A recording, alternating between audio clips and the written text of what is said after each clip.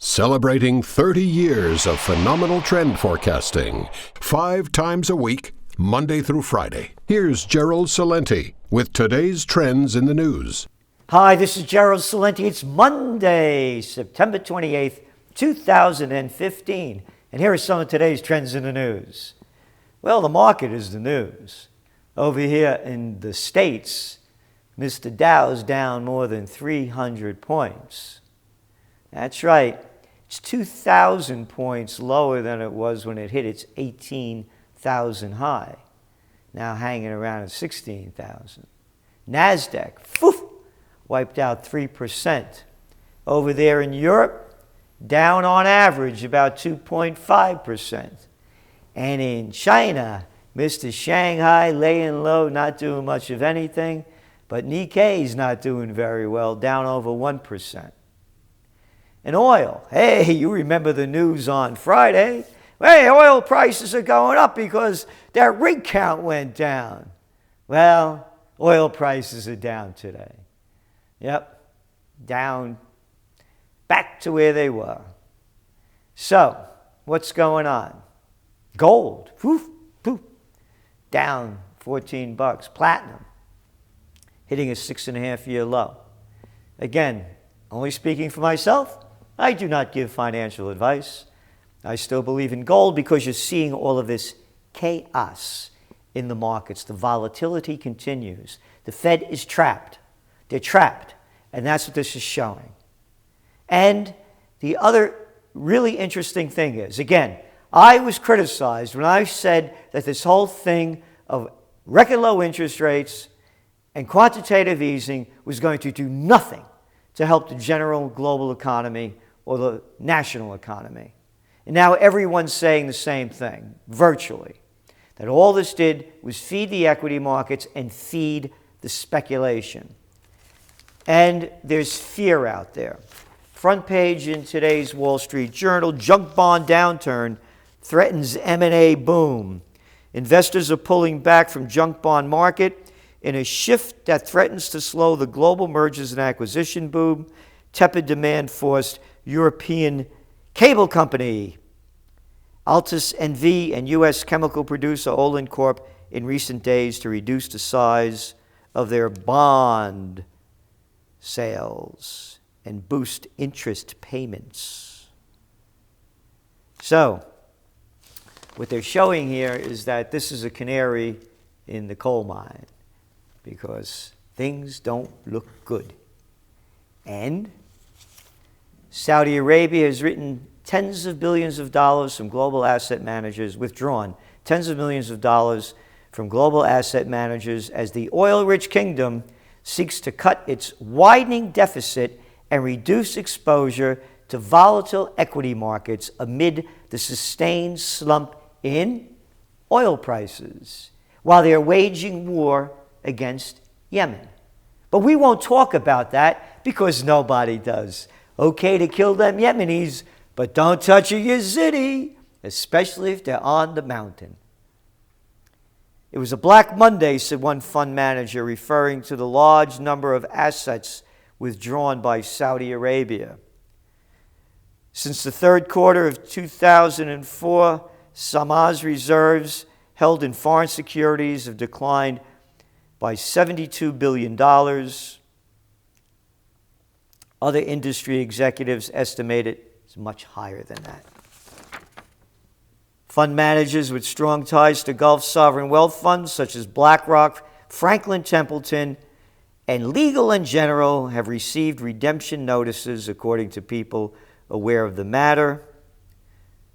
BlackRock, which bankers describe as the managers handling the largest amount of Gulf funds, has already reported net outflows from Europe, the Middle East, and Africa. They declined to comment or did not respond to requests for comment. Neither did the Saudi Arabians. You see what's going on here. Again, it's one story after another. They all tie together. Brazil's sugarcane, an emerging debacle. Sugarcane prices are at a 7-year low. But it's not wasn't just a sugar rush, said Rashik Rahman, head of emerging market debt at Invesco Limited. It was a broad-based bull run for emerging markets. You had low interest rates. China was buying everything in sight. It was happy days. That cycle is now, we believe, turning. You ready for this? Since the start of 2010, investors, gamblers, plowed more than $1 trillion into emerging market bonds, according to the Institute of International Finance.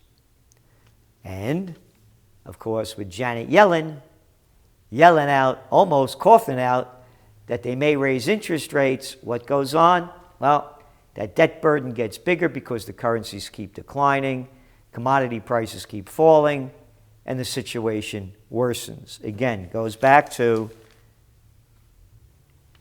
junk bond downturn. It's all connected because China's debt market heats up. China's corporate bond market is looking more and more like the red-hot stock market before its crash in the summer. Its bubbles overheated. It's overheated. It's overheated and full of bubbles, said Wang Ying, Deputy General Manager at Fixed Income Department of China Securities Credit Investment Company. And there we go. U.S. bonds flash a warning sign. Concerns are growing about companies' ability to pay back the massive debt load taken out in recent years as ultra-low interest rates spurred corporate financing chiefs to sell record amounts of bonds. All right? What's going to happen when interest rates go up? What happens when the economy goes down? The junk bonds become junkier. So, you can see where it's going. Doesn't look good. And I'm sure this will cheer everybody up. Swiss watchdog opens precious metals pricing probe. You know how deep that probe will go. You won't have to worry about it. Now, they'll probe deeper for you to find some drugs if you gotten hidden up anywhere. If you get arrested and go to jail, then they'll probe for this. A Swiss regulator launched an investigation into the possible manipulation of precious metals trading by a number of leading banks today, making it the latest global watchdog to look into the potential rigging of a major financial market. But we know this will go anywhere. It'll be a slap on the wrist. Slap on the wrist. And as you get the slap on the wrist, don't say anything about this. Saudi helicopter attack northern Yemen village, killing 30 civilians. They're only Yemenis, and the Saudis are our friend, because we saw Obama and all of the rest bow to the king, huh? Yeah, our ally. That's right. At least 27 dead in airstrike on Yemen wedding party. That's right. They also killed another 27 in Sana'a. Isn't that great? Hey, I wonder, I guess this must have been that military intelligence and reconnaissance that the Americans are giving them on telling them where to strike. They're doing a great job. Sounds just like Obama's drone programs. A perfect success. And speaking of more madmen, lowlifes, psychopaths, and assholes, France launches bombing campaign in Syria. That's right. Little Hollande is at it again. They're bombing that old French colony. They can't get over the trip. And here's what he had to say. We've reached our goal, and the whole training camp was destroyed, Hollande said, describing a camp that was, quote, a threat to the country. Yep. 6 aircraft were used in the mission, which was led by the French, but closely coordinated with the U.S. coalition of the killing. Despite the horrible acts committed by ISIS. Hollande placed the blame for the Syrian crisis on the country's longtime strongman. They actually write this. This is from CNN. Bashar al-Assad. Assad is the main person at fault, Hollande said. The future of Syria cannot happen with Bashar al-Assad. Yeah, it kind of sounds like Gaddafi has to go. Yeah, you French started that. Remember that other little piece of crap, Sarkozy, huh? What do you put Sarkozy and Hollande in a sandwich? You call it a crap sandwich. A little boy crap sandwich. Two little guys that couldn't fight their way out of a paper bag if you put them in there together. These sick people are destroying the world. Oh yeah, they hit a training camp. It had a big sign on it. It's like ISIS's West Point. They kill people, destroy countries, and they get away with it. Hey, Pentagon admits U.S. gear in Al-Qaeda's hands. That's right. On Wednesday, Pentagon official said they were aware of where 100% of the weapons were. But on Friday night, they said that Syrian fighters trained by U.S. forces handed over vehicles and ammunition, ready for this, to an Al-Qaeda intermediary. Oh yeah, an intermediary. I wonder if an intermediary belongs to an affiliate. And the missing equipment accounted for 25% of what was provided to these U.S. trained fighters. They're losers. Everything they do is a loss. No victories to show since World War II. I forgot about Grenada. Latvia says Russia remains a threat. Oh, yeah. They're going to roll over Latvia. We better get some more secure over there. What do you got, about 2 million, 3 million people? But again, it's just more and more hatred being built. And the big news, of course, is Catalan separatists win regional election. That is big. And the separatist leaders have vowed to form a new regional government that will lead Catalonia to statehood within 18 months. But the French government vows to fight it. And as French keep bombs away, here's the headline: no end in sight to tide of migrants entering Europe, UN says. Yeah, because when you read more of the stupidity of Hollande and his criminal associates, listen to what they say.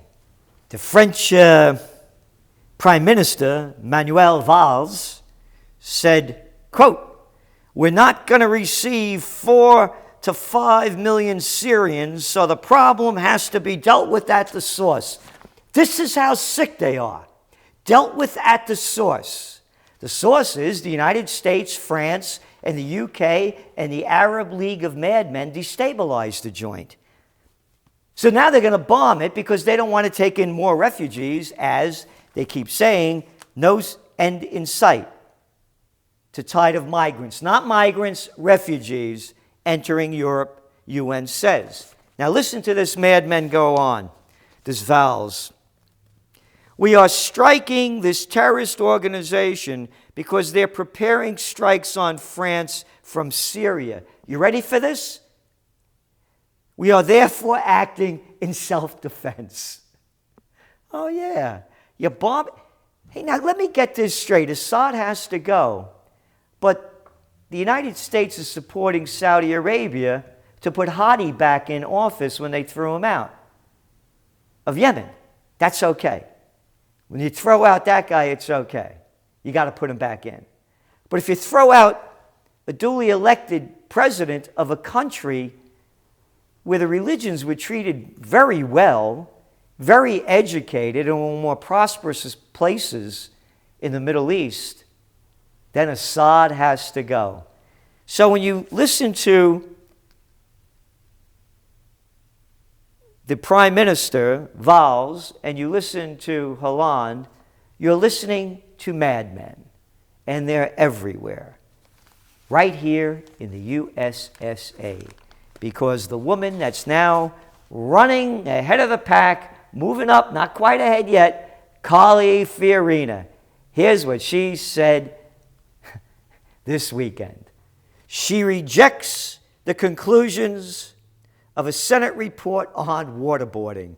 Quote, I believe that all the evidence is clear that waterboarding was used in a very small handful of cases and was supervised by medical personnel. Like that would make a difference if it was supervised by medical personnel. This woman needs medical personnel. In every one of those cases, she told Yahoo News this. And I also believe that waterboarding was used when there was no other way to get information that was necessary. Yep. These people are out of their minds, man. Hey, she sounds like she's good vice presidential material. She could be another Biden. If only the women were in charge. This is Gerald Celente, and remember, there's nothing to do about race, religion, creed, color, or gender. They come in all shapes, colors, and sizes. Crazy is crazy, and this is as crazy as it can be. And that's some of today's trends in the news.